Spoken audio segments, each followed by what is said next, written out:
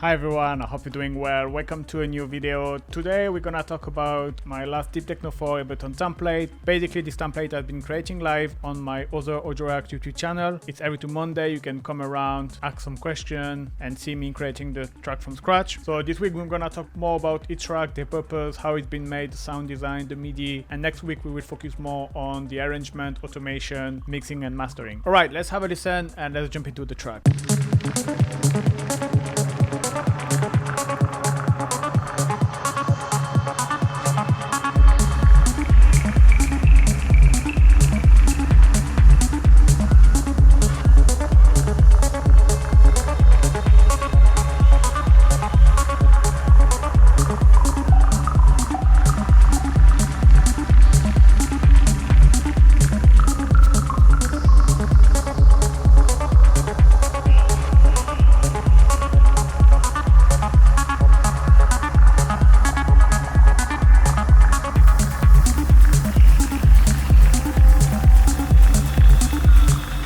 Alright, so you can see there is a lot of happening, there is a big ambience moving around, there is a lot of element popping up here and there. That was the whole idea of the track, creating this deep atmospheric track with like element coming around your head a little bit from left to right. So yeah, we're gonna see how I made that today. So the first track is a sidechain. I just use a 909 clap as a sidechain. It's playing every beat and I use it to trigger all of my sidechain compression, nothing crazy about. I use the 909 clap because it's a short transient sound, so it's perfect to trigger your sidechain compression very fast just for when you kick hits and getting the nice pump effect. Speaking of the kick, we have here our kick drum, so I'm gonna remove the effect quick. By default the kick sound like this.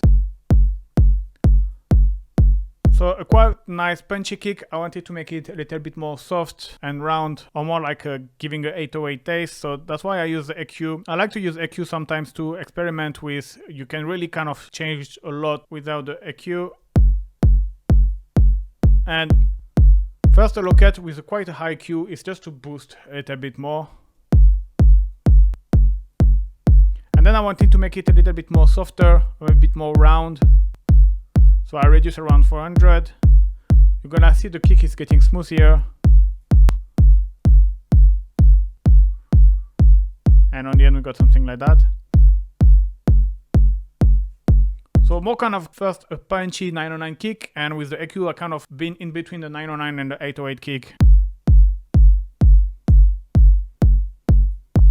So you still get that punch from the 909, but you get the roundness from the 808. Then I use my kick verb rack. So this is to add a bit of rumble. It's not a rumble bassline. We're gonna have a bassline, but this was to add a bit of this rumble reverb to kind of make the glue between the kick drum and the bassline. You will see later how it helped to make everything glue together. So if you want to find out more about this rack, I will put the link in the description. Every time I'm talking about one of my rack, I will put the link in the description. You can find out more. All my rack are available for free. There is always the download link in the description.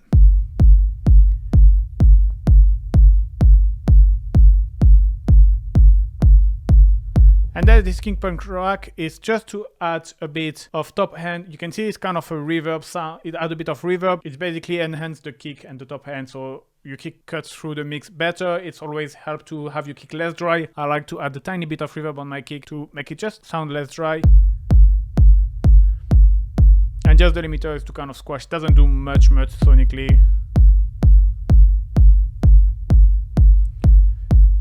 Alright, and that's it for the kick sound. Alright, now close hi-hat, you have this pattern, but you can see that the one off beat has the velocity a bit stronger. And then a bit of reverb, so the reverb obviously gonna help to make it sound less dry. Give a bit of color as well. I like to use the convolution reverb of Ableton to give color. A bit of sidechain compression just to get this pumping effect, and then drum bass. Drum bass is kind of my channel strip effect. I use it like to use the compressor to kind of glue the reverb and the dry signal. I use crunch to a little bit add some distortion and harmonics in the mid-high frequency. I use them to kind of reduce this very high frequency that can generate unpleasant frequency. And then I use transient negatively to reduce the tail of the reverb, so you don't get too messy tails out of your reverb. I made a video about drum bass, how I like to use it, and I explain this more in detail. I will put it in the description as well.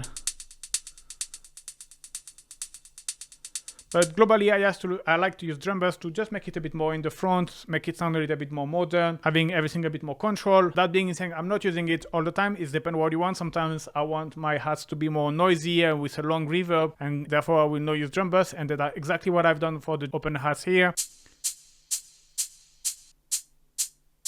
You can see, so first I have a classic open hat, but here I use the attack at 30 milliseconds. It's gonna create this little aspiration at the beginning of the sample. So instead of having something percussive like this, you put 30 milliseconds, 20 milliseconds around that, and you get this almost like a shaker effect, this aspiration, which works very great. And then I just add a bit of reverb. So you can see here it's a long GK, long reverb, quite a messy one, I must say.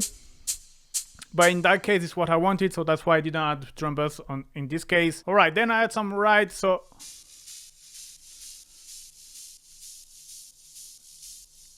here I have kind of a weird pattern. You can see the one on the beat have a lower velocity, and then after they all have a strong velocity, except the one off beat who have a little less. Nevertheless, you can hear there is some process. So that's the original pattern. So I use frequency shifter in frequency mode to kind of pitch the ride. I like to use this mode rather than the pitch. It just sound a bit more natural and better because it doesn't shorten the length of your sample when you pitch it up. And I like to use as well ring modulator. Both are a weird way to kind of pitch a sound. I made a video about frequency shifter. Again, if you want to find out more, it's a great way to kind of make everything techno, pitch things, to make things a bit weird, let's say. And then once I had found my tone, I used another one, a frequency shifter. But this time I didn't really pitch. I just apply a LFO on the pitch, which gonna make the pitch modulate and create this nice modulation. It's something pretty common with the ride in techno to kind of having pitch modulation. You can see it's going up and down. And then bit of delay is gonna add some groove, obviously. Here I remove this frequency. You can see it was a tiny resonance. So this is always, there is two schools. Either you can remove this harsh frequency, which are resonant, but you always have to be careful because that's what as well gives the character of the ride. But here I remove it, but it's not something mandatory, I would say. Bit of reverb. An extra reverb actually. Okay, autopan is to add stereo. You can hear it, it's going from the left to the right, like kind of in circle like this. Pretty fast, the rate is at 1/3 and the amount is 40%.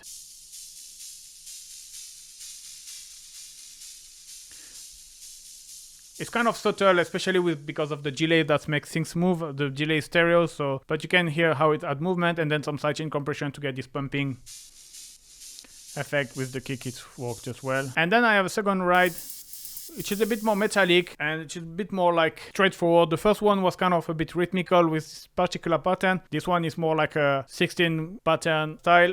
I use the DA symbol, so this is something coming with Ableton Live. So yeah, then after it's just some reverb.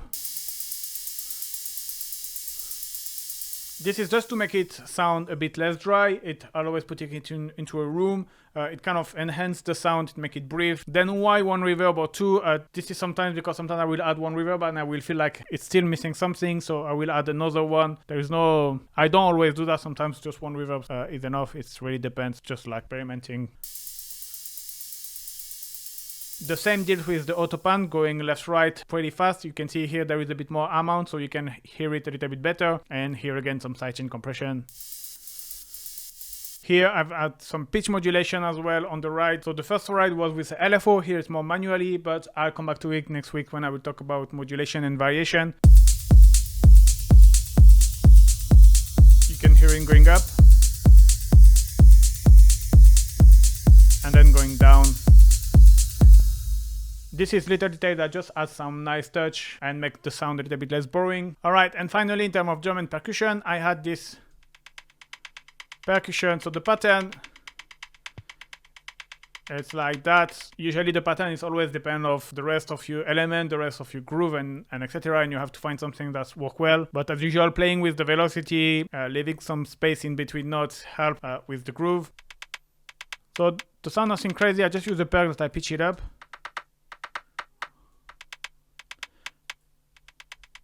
delay is gonna always add a bit of movement. So here I use the phaser flanger, so flanger works well on percussion. Here I just use it in the second part of the track. So if you go on the automation, you can see it's just start there. Just to add variation, I say why not. First I wanted to do the whole track or do some automation, and then I found out just half of the track is without the flanger, the other half is with the flanger. Again, flanger are great because they are constant movement. It's like always the phase changing, and it's kind of changing the pitch, and it's always evolving depending. When you put a rate pretty slow, you get this slow movement, which is really nice. And then some reverb and some sidechain compression. And now it goes into the bass. So the bass, the pattern is pretty simple. You see you have C#0 and then C.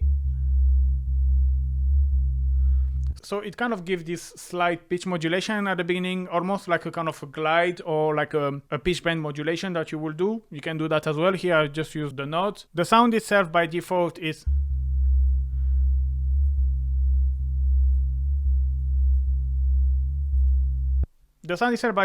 pretty simple. We have a sawtooth from the OB6 shape from the vintage wavetable bank in Ableton Wavetable, going through a 24 dB low pass filter, Prodigy style.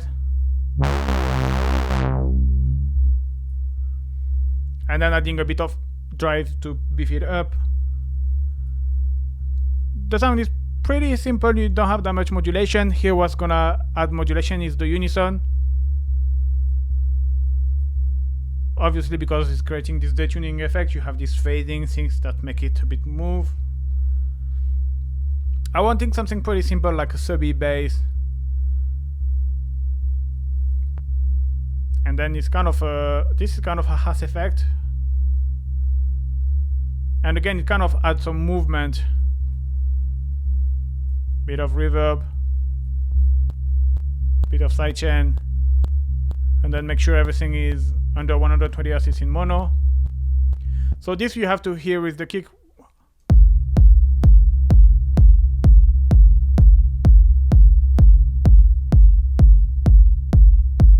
Actually here I didn't use the compression. And you can hear the rumble without the rumble, which works well. It's kind of a much cleaner but less glued sound. But I feel with the reverb it's kind of sounding better, especially after when you bring the ambience and everything, you get a whole kind of sound. And yeah, that's pretty much it for our bass sound. Alright, now we go into this lead bleep sound, which is kind of crackling sound, very resonant, you can hear. So initially this I kind of wanted to be the main sound, but then after re-listening the track 1 week or 2 weeks later, I feel like it was not strong enough, but it's still a great scent, which because it's gonna be around your head, and you can see there is automation on the resonance that's add variation. So here what I've done is I use the basic, first I use a sawtooth waveform. These sawtooths are usually really great when you play them at a very low note. So you can see if you go to the MIDI, probably a very low note, you see D-1. What's happening is you get this really crackling, growling sound, and you see this, and then you can use the warp even to accentuate that. But then what's gonna really enhance this is to use a bandpass filter with a very high resonance. So now you get this kind of nice bleepy crackling sound. So I use bandpass filter 24 dB, and you can see I play with the resonance because here the filter is gonna be self-resonant. So that means like if you crank it up a lot, it's gonna almost play like a note, and we're gonna play with that to create nice sound. You can see there is some modulation. So but first the filter is slightly modulating, but you can see with an envelope, you can see it's moving like this, but then you can see that there is some movement. So you have two LFO. You have, let's start with the LFO2, which is a triangle. There is a very slow rate. This is gonna allow you your frequency to move from the left to the right. So sometimes you will have higher filtered sound, sometimes medium filtered sound. So that's add movement. And the second, you can see like the filter is kind of moving randomly, and that's what I've done with the second LFO. With LFO1, where you have some random, it's always a very short amount, but it's allowed you to always have something different. And then obviously when you gonna add some effects. So here I'm just gonna filter it, but then a bit of delay. I use the reverb from the delay as well. And the delay filtered as well, just kind of create this kind of dub effect a little bit. Autopan's gonna make it move around your head, but here you can see it's very slowly because the rest at 6 bars, so it's pretty slow. And then a bit of reverb to kind of make it like in the cavern or kind of style. It almost sound like drop in a cavern, kind of watery sound. Water drop, watery sound. And a bit of sidechain for the pumping effect, obviously. Alright, then we have key 1. Alright, so this, I should have talked about it with the bass. This is kind of complementary to the bass. This was just to add a groove and the impulsion, because you see the bass is doing just this, and this key was to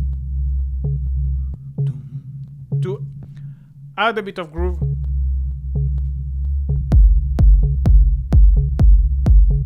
And you can hear like the sound itself is not like super original or super, but it does the job perfectly. You can see it's just 2 sine wave, one is slightly detuned, but there is no much. Just a bit of filter modulation with the envelope 2.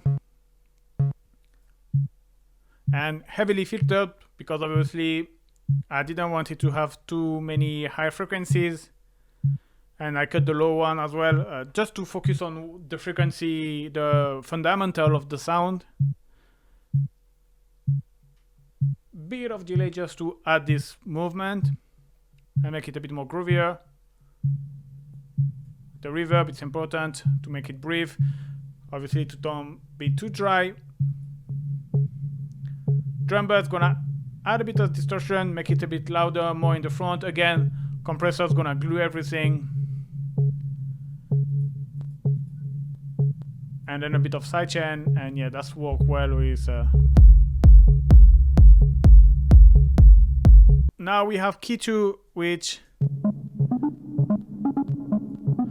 happens to be our main lead. So when I was creating the track, I didn't come out with this lead during the live stream session. I came out after. I actually had another kind of melody when during the live stream, which was playing exactly the same role, like more or less the same time at the same period in the track. But obviously after a while I didn't really like it. It was kind of a bit too melodic, cheesy, and I wanted something a bit more weird, but yet I wanted something simple. I kind of changed a lot the melody, but the sound itself was something that I wanted from the beginning, almost like a classic sine wave or like a triangle with a bit of wave folding, something like not super original but simple, but which has a bit of character. So that's what I've been for. So you can see the sound is pretty easy. Actually, you have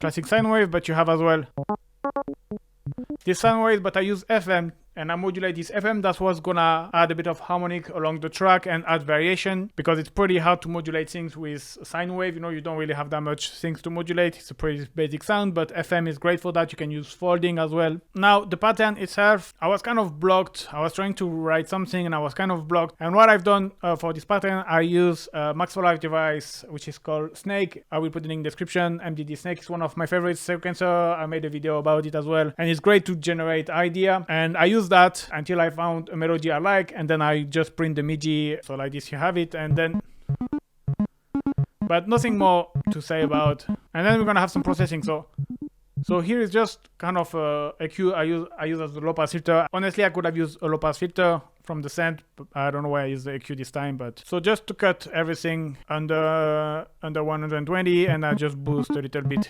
at 1 kHz. This was more like for mixing purpose already.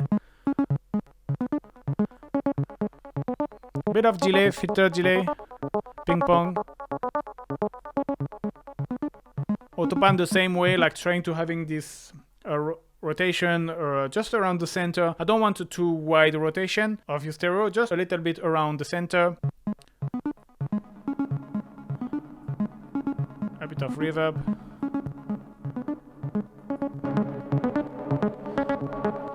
And like I explained with the hats, the drum bass here is exactly the same. Compression to glue together, drive and crunch to add a bit of harmonics, and then transcend negatively to slightly reduce the tail of the reverb, but here I didn't use that much.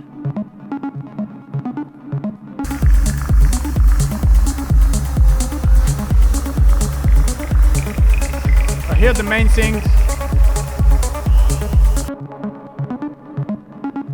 It's really how I play with the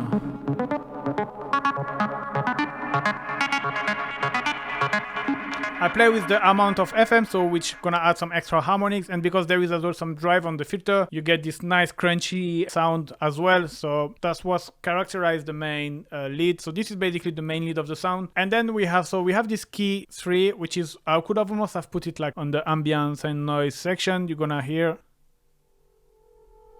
kind of almost a SFX scent. So basically, I created this sound after I created these 3 ambience that we're gonna talk about after. I had my ambience already, which are kind of moving around, and I still feel it was missing a bit, something a bit more tonal. I mean, tonal, atonal, weird, like coming here a bit more in the front and then leaving, coming here and there, a bit weird. That's why I decided to add this weird stuff. So you're gonna hear the sound itself is pretty basic. I use a kind of a weird wavetable. This is perfect for that. You know, when you want weird stuff, you have like the complex or the distortion one, and you have a lot of weird wavetable, and you can use again FM to kind of make it even weirder. And then you have this filter modulation. So you start with something very filtered, and you open it slowly before to close it. This like this without effects sound a bit useless, but you don't really see the point. But then when you have this modulation into a lot of delay and reverb, it's where really the sound shine. And I use for the effect, I use this rack. It's a pedal board rack. Again, I'll put it in the description. Basically, it's a rack with all type of kind of effect you can find. For example, distortion, you have phaser, you have flanger, you have chorus, spectral effect, delay, reverb, all in one rack. And you can, for each effect, you can choose different type of chorus, different type of reverb, and select the amount, the dry wet. You can select the amount, the decay, and all of that kind of stuff. And it's really great to quickly come up with effect chain. Sometimes you don't really need or want to spend too much time on the effect chain, because if you just want a sound like adding a bit of delay and reverb, I will use this rack. So I have some preset I've made. I don't remember if I used one of the preset there or not, but it's just gonna add a lot of effects. So you go from this to this.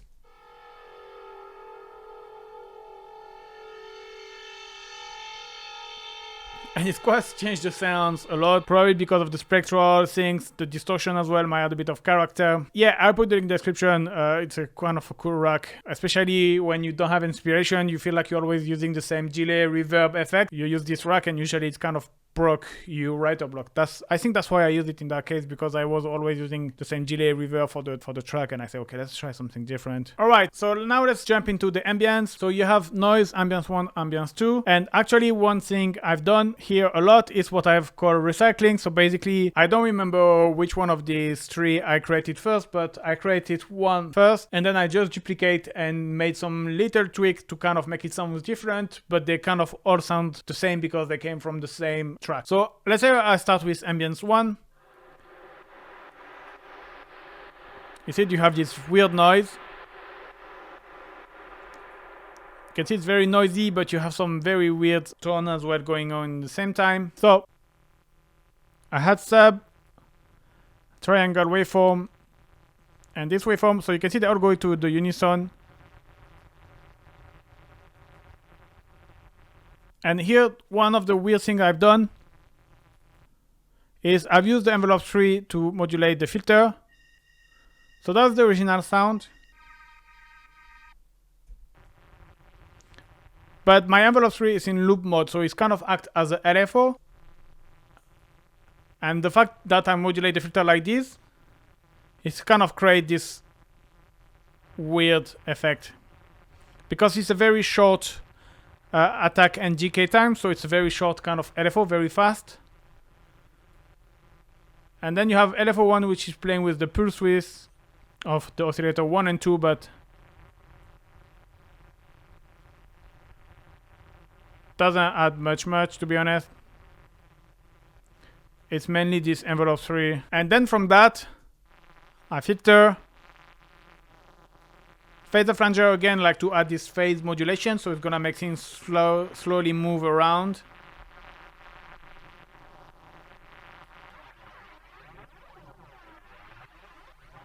Chorus is used almost like a flanger here. A bit of delay, reverb, more flanger,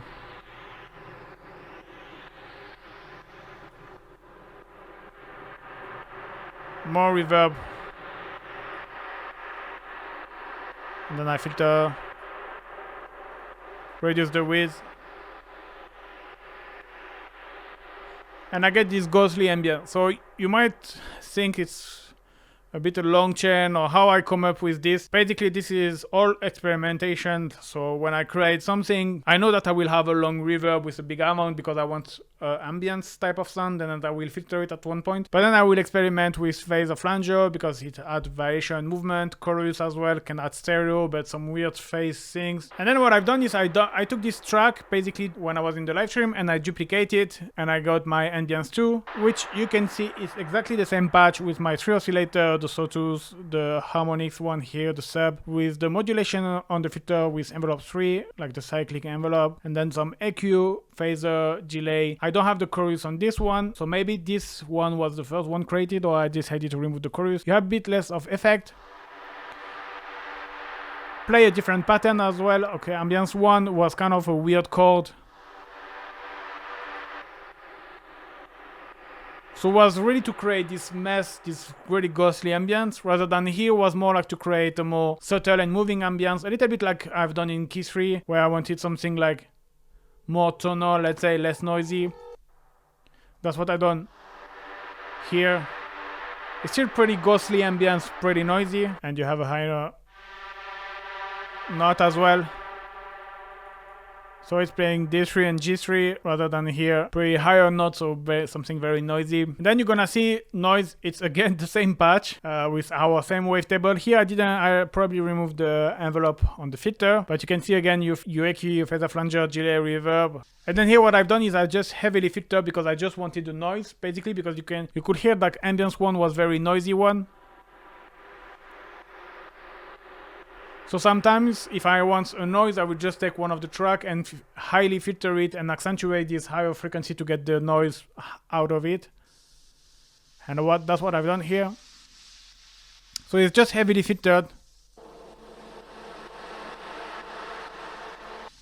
So you just get noise and then autopan to make things move around the head and some sidechain compression. And that's how you get your ambience. Alright, now SFX, so this is very important because this is what's gonna break the monotony. You have something pretty hypnotic, pretty linear with your melodies and your percussion and your groove. And using this kind of SFX or percussive like one-shot sound popping here and there in your track, that's what's gonna add variation because you always have something coming, you know, when you're about to get bored up, you have this sound jumping in your ears and adding variation. So then after the MIDI pattern and which note, it really depends to each sound. It really depends of as well what place I already use in the track. I try to make them don't overlap each other or like not playing at the same time. Try to make as well call and response each other. So the first one, it's an easy one, this is just a sample, percussive sample that I reversed and delay reverb and call it a day.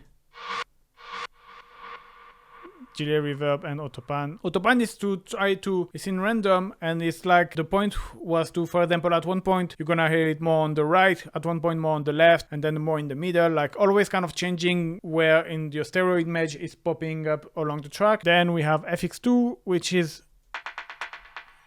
more kind of a percussive. So I use a synth to design that, but you could have used a percussion to be honest. It's a formant, you see, and with FM. Making like almost like a snare or percussive things. Bandpass filter.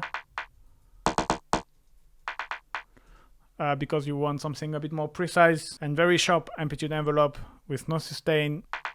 And the modulation actually doesn't do much. And then once you have that, as usual, delay to add bit movement. Autopan is the same to kind of change always where you sound's gonna hit on the stereo wide. Bit of reverb. And drum bass.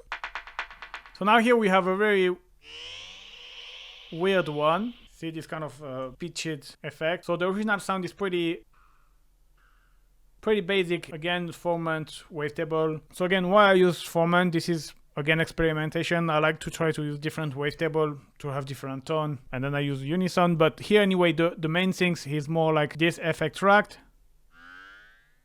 which is gonna create this weird delay pitched effect. And I use this Motion SFX rack. It's a rack I made where I use a flanger with a big amount of feedback, which is gonna create this pitch effect.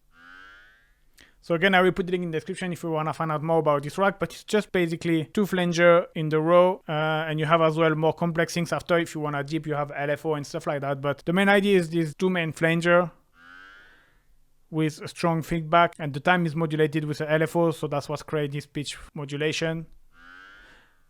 And then the auto pan again to make the sound move around your head. Bit of delay, bit of reverb.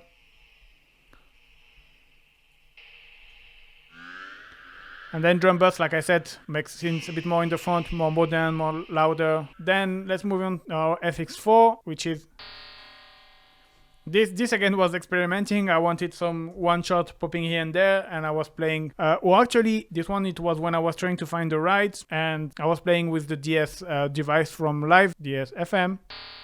Just create weird FM-ish sound, and again, delay, reverb, and auto pan to make it move around your head. Quite the same recipe I use. Then obviously it's always the delay, it always depends on what you want, the rhythm you want to apply. I like to usually filter them. I usually don't go more than 30%, and then the time is really experiment until you find something you like. And then a bit of reverb obviously, but yeah. Alright, then FX5 which sound like this.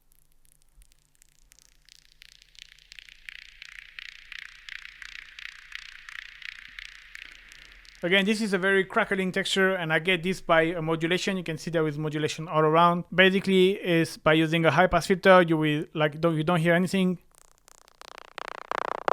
But the more you go down, the more you get this effect. The resonance helps a lot as well. The sound itself is just a sine wave with a bit of FM, but what makes it sound weird is that you have LFO on the pitch, which gonna kind of act a bit like as FM.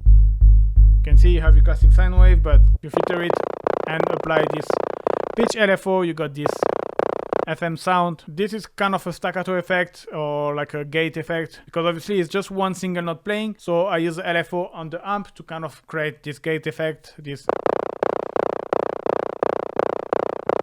you could basically remove the LFO and use single note the whole track, but it's just easier to do like this. And then we're gonna modulate that manually, and you get it sounds obviously a bit of effect. So I'm gonna use frequency shifter, but here again I use the LFO. I don't really pitch, I use the LFO to slightly modulate the pitch. You can see the dry rate amount here is just 24, so we get a big amount, we keep a big amount of the dry one.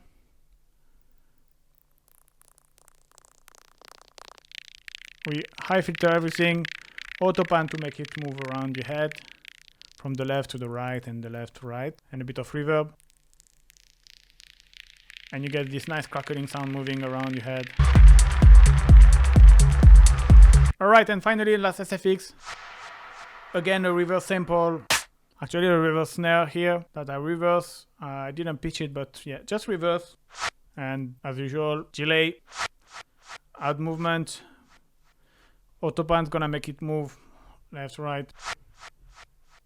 And a bit of reverb, pretty long reverb with long decay, kind of get this warehouse cavernous effect. And yeah, that's pretty much.